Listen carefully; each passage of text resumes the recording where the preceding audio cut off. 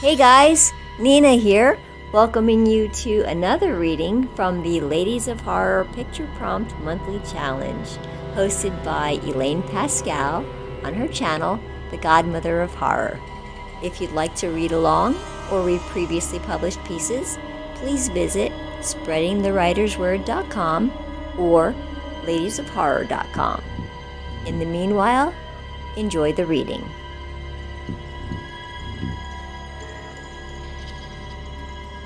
The Death Shots by Alyson Faye. The auctioneer banged his gavel down fast. Sold, he pointed, to the lady in row H.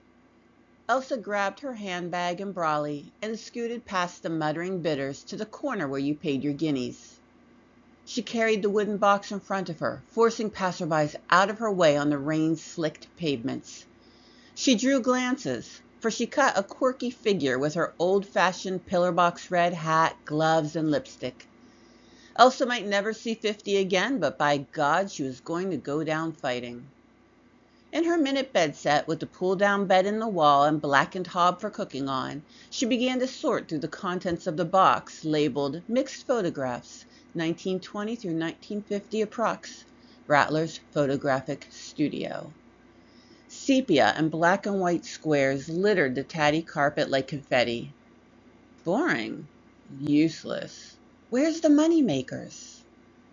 Her fingers found the hidden catch. Click, the false bottom slid aside. Beneath nestled a handful of macabre images. Rattler, you bastard. I've found your secret cache. Elsa swigged red wine from the bottle, jubilant.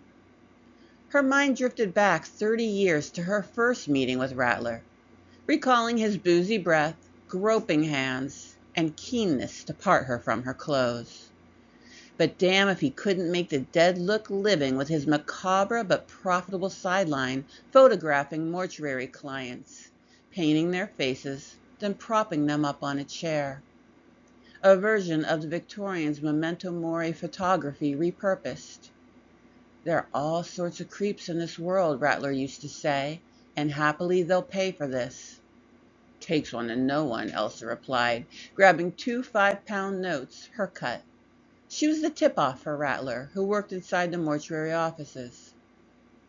She'd been seeking Rattler's posthumous portfolio for years, scouring auction halls, flea markets, and even the bins behind his studio. Her plan? Blackmail. No fond family member would want these obscenities out in the world, and Elsa never forgot a face, living or dead, and she'd a diary filled with names and dates. It'll be a good life for me, she muttered, and cuddling the wine bottle, fell asleep on the sofa. Elsa woke with a start, hungover, befuddled.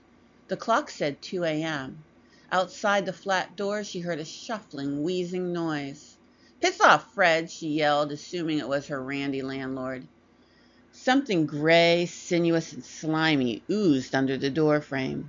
There was a thud, then silence. Fred? Her voice wobbled. There was a smell filling the bedsit. She couldn't place it at first, then a memory clicked. That mortuary mix of antiseptic, bleach, and Rattler's B.O. Unseen, the gray ooze inched across the floor, closing in on Elsa. Rattler? She asked, but thought herself crazy. The wine bottle dropped to the floor, spilling red droplets onto the photographs. In the gray light, the mouths seemed to be bleeding. Behind the sofa, the ooze pooled, shivered, and from its heart a shape rose up, blurry with no real form, but growing limbs. The stink worsened. Elsa tried to get up, but discovered her legs were too heavy, her arms too weak, and though her brain told her to move, nothing would obey. A flicker of movement caught her eye. A man's gray-skinned face hung above her, eyes black holes, lips black slits, shoulders sunken, the rest of the body hidden. Gray slime swam over the sofa, eating Elsa's feet, then her legs. She tried to scream. No sound came out. The slitted lips opened, wheezy, gasping. It said, "Lover girl, you weren't going to cut me out of the deal? No one does that to Rattler." A terrible snigger which sent more slime onto her prone body. "Come here, darling. Give us a kiss."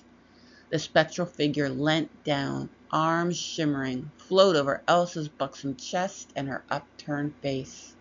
Suffocated and drowning, Elsa tipped over into nothingness.